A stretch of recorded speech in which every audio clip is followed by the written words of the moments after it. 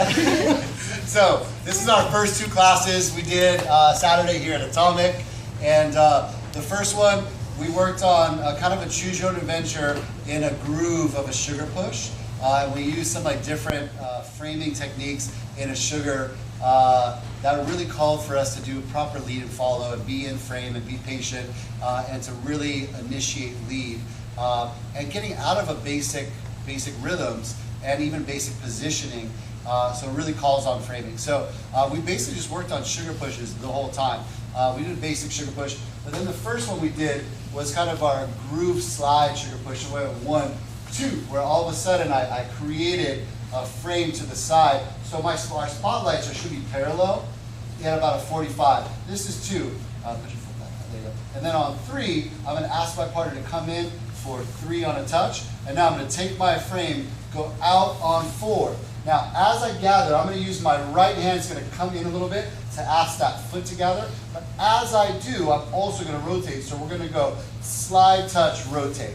Now I'm going to take my frame to the side on 6, 6, and my slide, touch, rotate again for 7, 8. I can keep going kind of infinity here. I can even go back towards me the other way. But eventually, I'm going to go back to my 7, 8.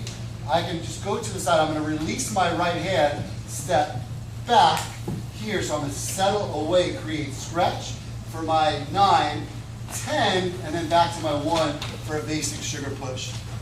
So without stopping this time, 1, 2, 3, 4, 5, 6, 7, 8, 9, 10, and 1, 2, to a basic sugar. Yeah.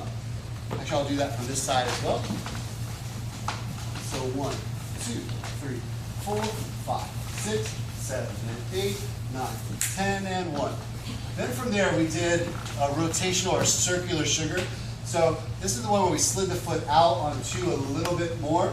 Now on 3, I'm going to rotate in compression for 3 and. On 4, setting my partner away. Catch on 4.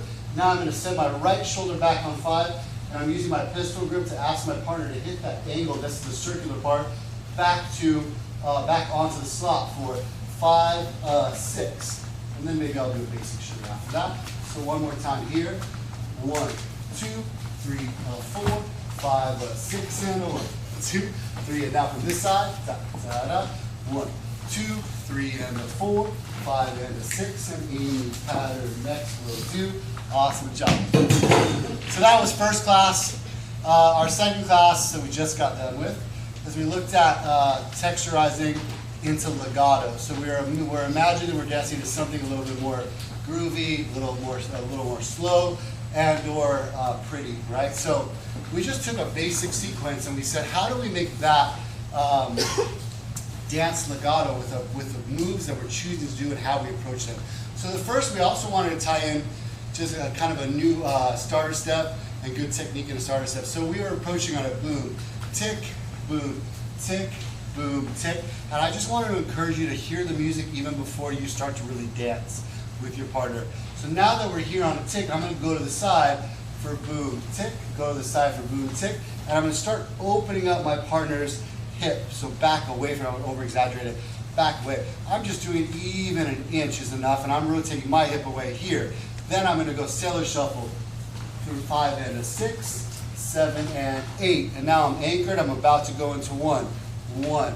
So we said a legato version of a throw send out would be something rotational and round.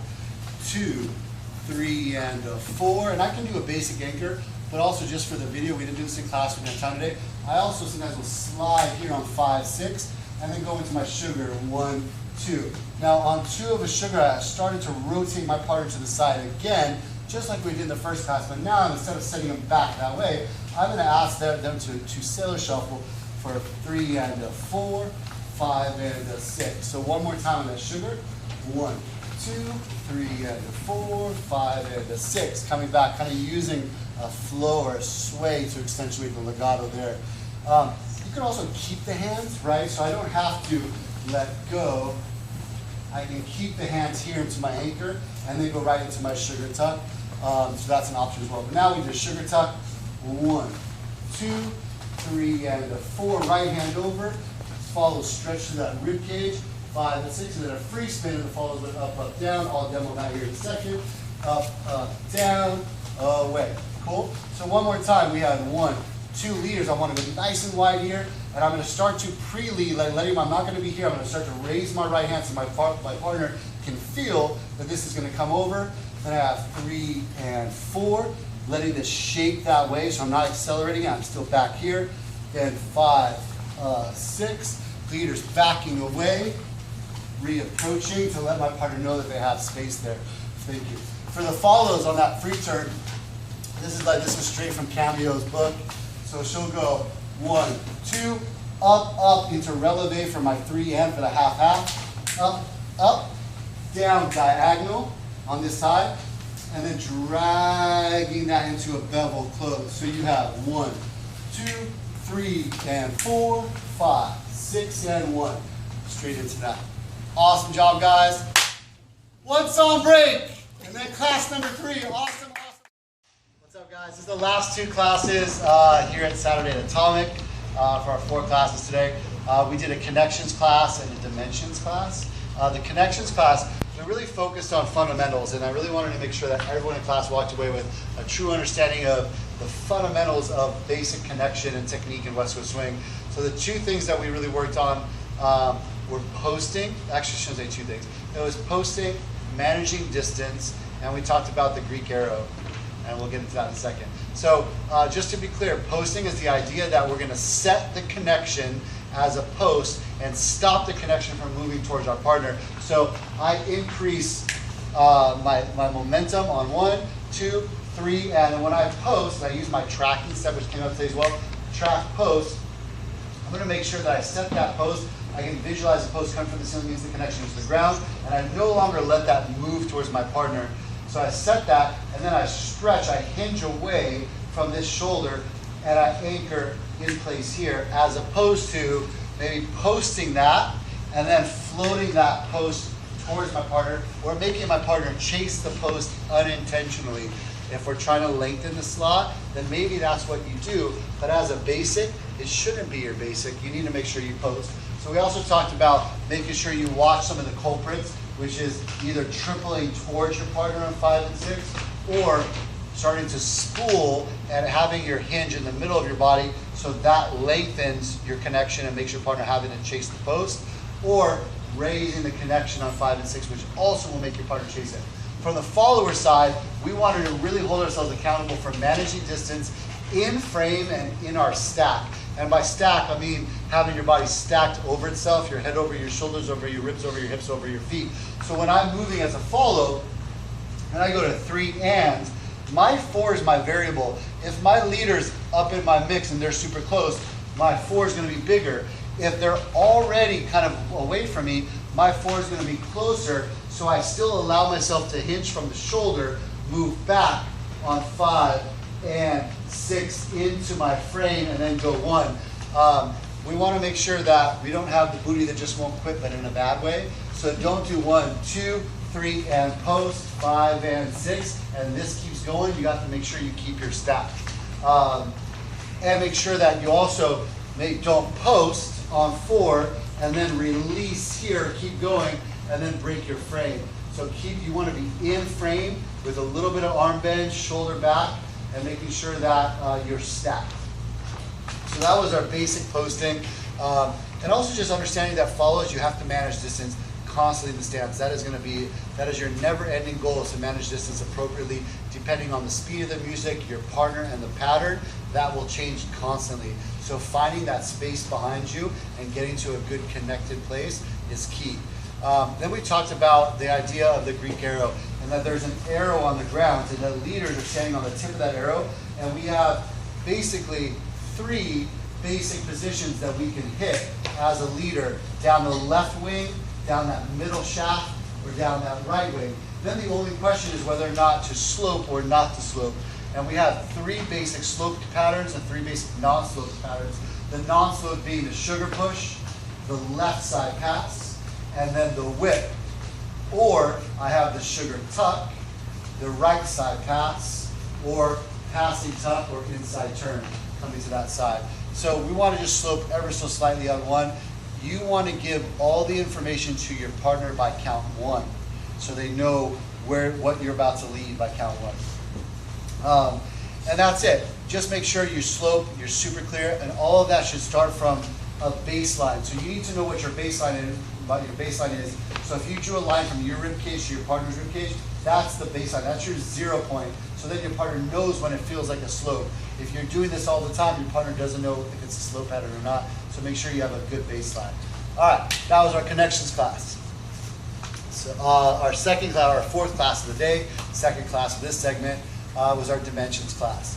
And we taught, this was really a teach a person to fish. I really kind of had you guys experiment by yourselves, and I gave you inspiration, and we talked about playing with height, width, length, and time in our dimensions. So, what we want to work on is the idea that in a basic pattern, there will be some that feel great up, some that feel great wide, and some long, right? So for me, like for instance, on a sugar push, if I want to go low, I'm going to take that to the side and go low here. On the sugar tuck, I love going up on the sugar tuck and down afterwards. But you can play with it like on an anchor step. I love going to the side down and coming back up. So play with length and width.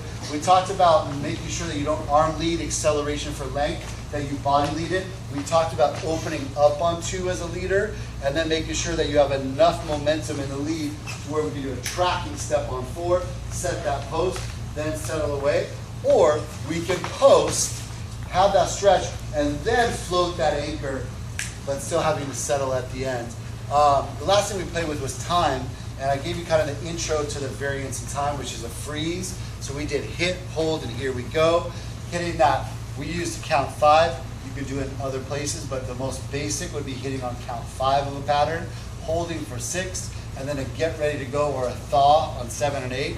So we would take, let's say, a left side pass. 80 basic would do 2, 3, and 4. And then I'm going to increase frame and take my frame, my carriage, everything to the side, and 5, holding 5. Making sure I even will hold my breath. Hold 5, hold 6, and then going 7, 8, 1, 2. But we don't have to go to military. We also talked about just stopping. 2, 3, and 4, 5, 6, 7, 8. And we don't have to do walk for get ready to go. We can do our hit, hold, then go maybe roll through. It's any movement will work to tell our partner to get ready to go. If we do it off of a turn, you want to accelerate the turn so your partner is back connected with you before the freeze. So if you're going to do an inside turn or an outside turn, make sure there's some acceleration. So by 5, you're back together so they can feel the freeze and you can increase frame towards you, and your partner's with you to do increased frame as well. Please make sure that you're not hitting and right away thawing. There has to be a moment of freeze. It's a whole beat. It's hit, hold, then here we go after that.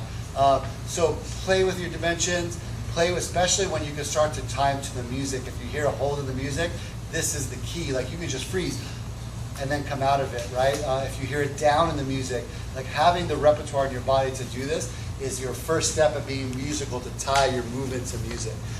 Thank you guys. Appreciate it. Yay!